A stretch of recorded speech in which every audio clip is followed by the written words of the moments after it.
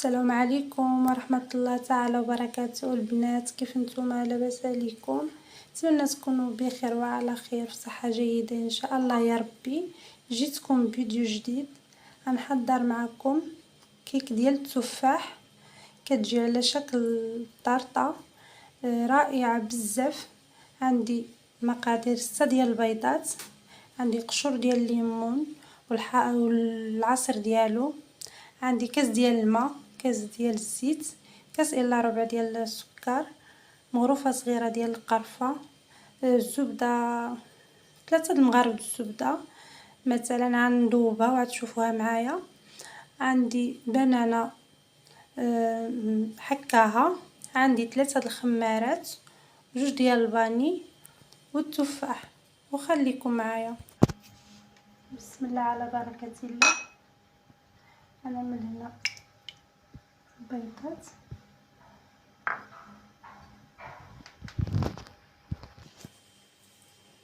غنضيف السكر، غنضيف الفاني 2، وغنخلطهم مزيان. غنطربهم حتى ينسجموا لي مع بعضياتهم.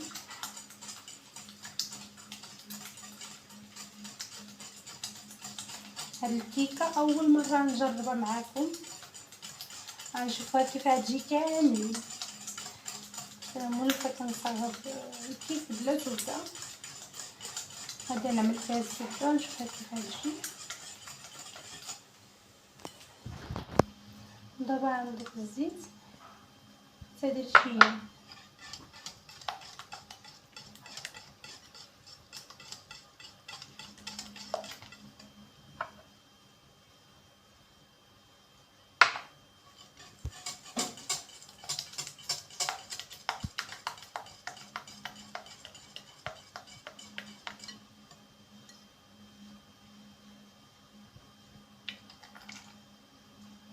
مسؤولة 3 ديال الدفوعات،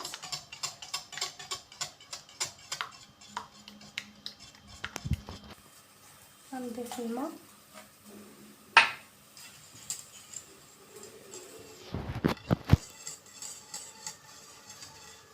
غنضيف عصير ديال الليمون والقشور ديالو، خلطتهم مع بعضياتهم.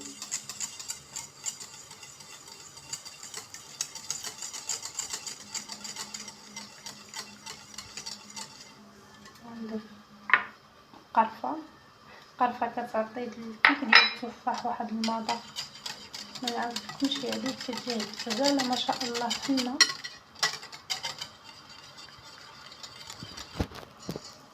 نعمل البنانه، حتى البنان ولا التفاح مقطع ومحطوط كيجي غزال عاد مع الكيك، كيجي مزيان بزاف.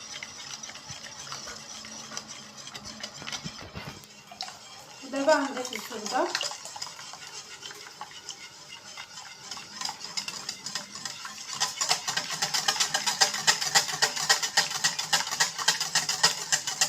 خصنا نخلطو مزيان.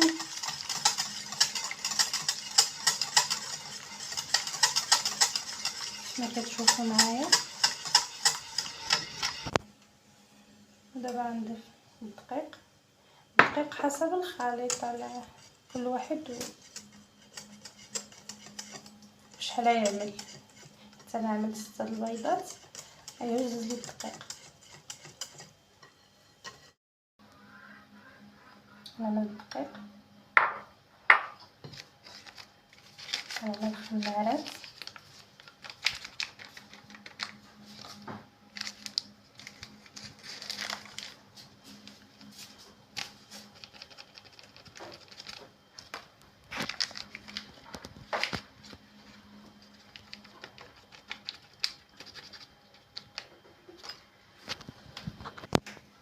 دابا غنخلط كلشي مع بعضياتو كما كتشوفوا معايا. الاحسن العجينه ما تجيش خفيفه،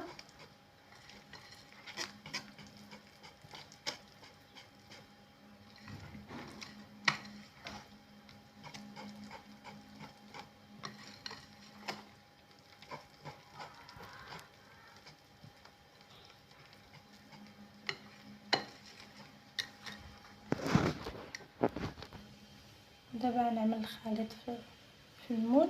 غنعملوش كامل، غنعمل النص ونخلي النص.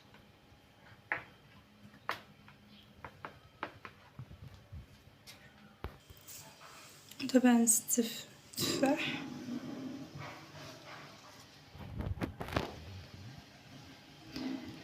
نعمل فيها التفاح كامله. والتفاح اللي يكون في الوسط دائما يكون مقشر بلا قشور، وعملوا له شويه ديال الحامض، عصروه عليه باش ما كيكحلش، ومع ذلك شويش كيتبدل له اللون، كيبقاش اللون ديالو هو. حاولوا تعملوه رقيق، تخليوهاش يغلط، غير رقيق عدلوه.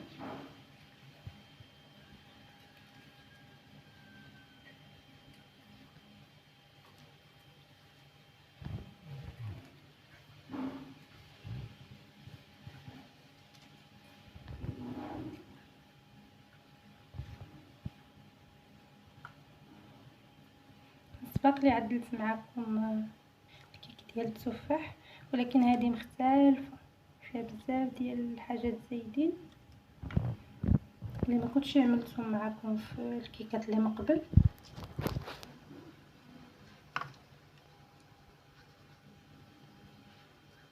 نحاول نستفها كامله.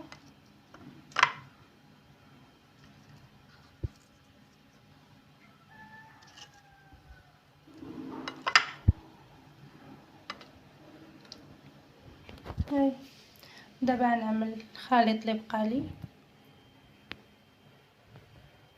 غنعملو فوق داك التفاح اللي استفت. حاولوا تديو العجينه بهذه الطريقه هذه باش كيتغطى كامل. من بعد ما عملت العجينه من الفوق غنعمل التفاح، غنستفو. هذا عندي بالقشور، ما حيطلوش القشور، حتى هو عملت له الليمون، عصرت عليه واحد الحامضه باش كيبقى شويه اللون ديالو، ما كيرجعش اللون ديالو كحل.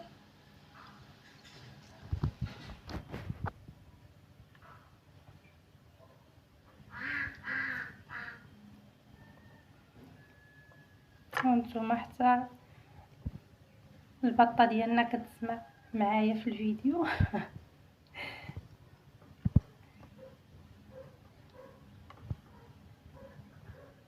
صراحه انا كنحماق على شي حاجه اسمها الكيك ديال التفاح، كيجي غزال ما شاء الله، فن رائع.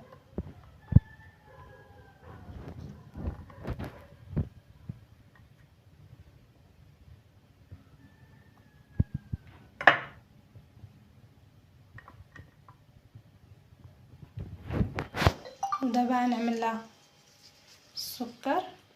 ضروري ما تعملوا لها السكر، لا ما كانش عندكم السكر عملوا لها الفاني، باش داك السكر بحال اللي كيتعسل كيطيح.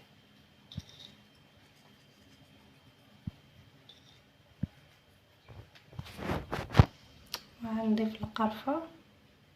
القرفه كتعطيها واحد المذاق ما نقولكمش، يغليه والله العظيم كتجي رائعه المذاق ديالها.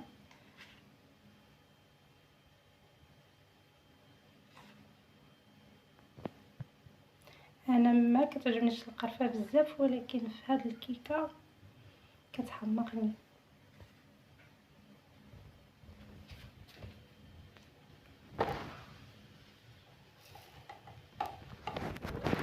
الكيك من بعد ما خرجته من الفران، شو ما شاء الله كي كتجي محمره بالقرفه اللي كنعمل لها من الفوق.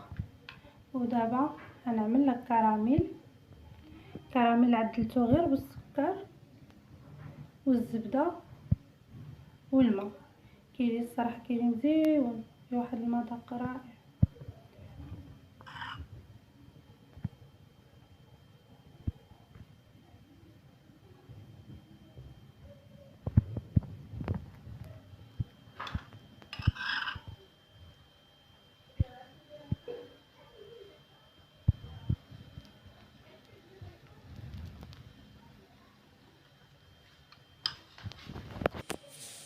ودابا غنقطعها معكم كيف ما كتشوفوا.